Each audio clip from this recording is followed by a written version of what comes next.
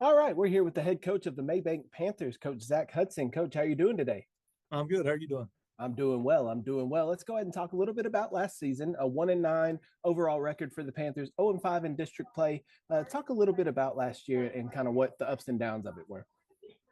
Well, it sounds a lot worse than it was, but we went through just some painful injuries. We had a kid leave, an offensive lineman, and then another one not play, and then three injuries on the offensive line by week three, and so we had to flip the D line to the O line, and there was a lot of missing parts. And anytime you're struggling on the O line, you're going to scoring points, and that was our season. We just struggled scoring points, and had basically a whole new offensive line by week three, and that made us have a whole new D line, and just some good kids just didn't have enough snaps underneath them. I thought they got better as the year went on, but um, only nine seniors, and usually we have about 20, and so it'll this season we got about 23, 24. So it'll look a little bit more normal. Of course, all those linemen are now returning, which will be good for us. So I'm looking forward to this season. It really does. That front five really makes you go and not go, and we struggled. We just had a hard time scoring points, and just due to some circumstances. And I know you're not going to make excuses for anything, but I know that's got to be difficult, especially with moving kids around as much as you had to. Is it difficult to keep the kids engaged and that want to play? Is it difficult when the season's kind of going that way? Well, it was, and our kids have been great. They play. I mean, I think you can ask anybody; they're going to play hard. And the crazy part about it was, I always go back to, and I try to keep our coaches, heads up, like, guys, it's not the whole thing. It's always one play in this one position, and then the next play it was another position, and it just seemed like it never ended, and it frustrated the coaches, it frustrated the kids. They would do it right except for three plays. Well, the other guy had three plays he did. Another guy had three plays he did. And it was just the amount of snaps those kids had. A lot of them played the D line the year before, never played O line. They just got some reps in practice, just in case we needed them or something like that. But you start going against Anna, you start going against you know Paris and Community, and a lot of these guys that have some really good D linemen.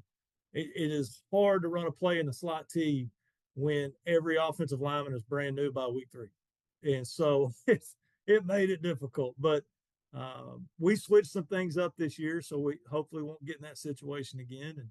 And changing the offense up that fits us a little bit better than I thought the slot T fit us really good the first 5 years I was here, but due to some rule changes and things of that nature, I think you're going to start seeing a lot more people get away from the wing T slot T just because of rule changes. And so, you kind of have to progress with the times. And so we'll get away from it a little bit. But, so hopefully we don't get stuck in that position, because anybody that runs a slot T knows, that there's three guys on the right side that better be able to move some people. And when you can't, you're going to struggle. And that's what happened. Well, let's talk about realignment.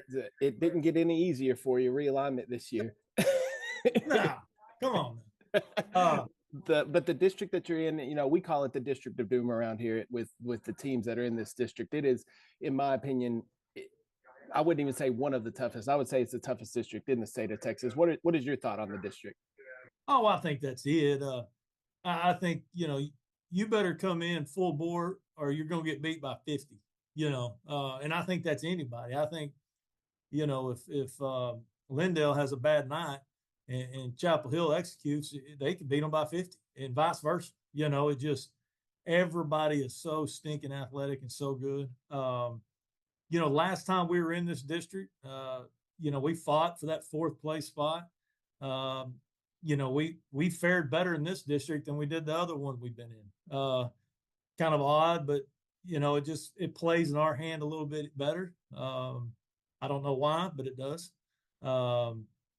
But it's a good camaraderie with the coaches. Most of us know everybody, and kind of been around around the block a couple times, and like myself, and so it's fun.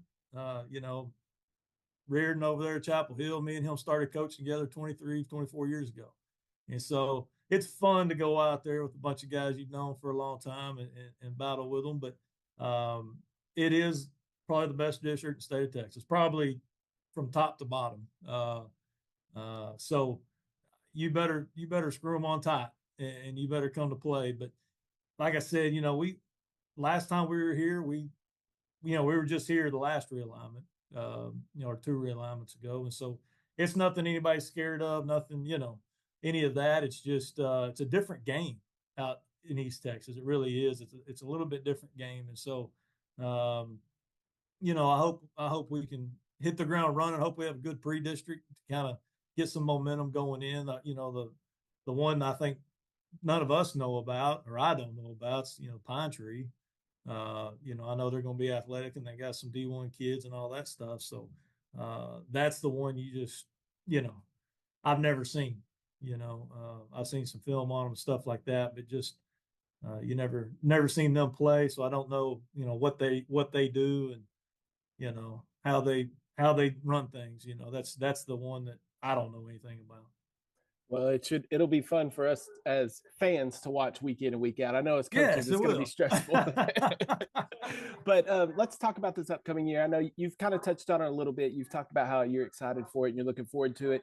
5 starters returning on offense, 10 on defense. But like we talked about, you had defensive players that were playing offense. So Yes. what are your expectations this season, and what do you want to see out of the team, and what are you looking forward to the most this year? Well, I think with so many kids coming back on defense, we got to be better on defense. I think we played good defense last year. I don't think it was great, but I think we played good defense.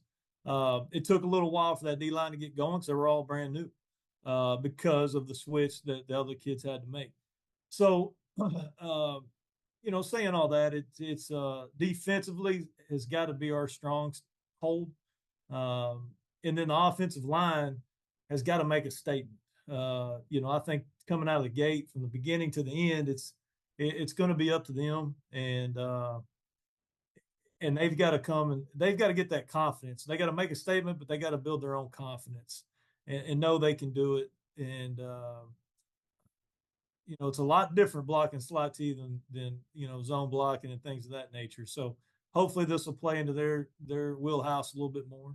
And we got 5 coming back, but quite a few kids played on offense last year that's not included in those starters. So really you can look at it and say, about 8 of them, played a lot of snaps last year. So, our quarterback, I think he started 3 games for us, had a really good game against Anna and stuff like that. So it's, it's one of those times that I think, we set ourselves up that if everybody will show up and everybody will, get here and get committed to it, that it'll, they can see a lot of good things happen. All right, Coach. Well, thank you so much for taking the time and talking to us this afternoon, and best of luck to the Panthers this year. And we'll talk to you down the road. All right. Appreciate you, buddy. All right. Thanks, Coach.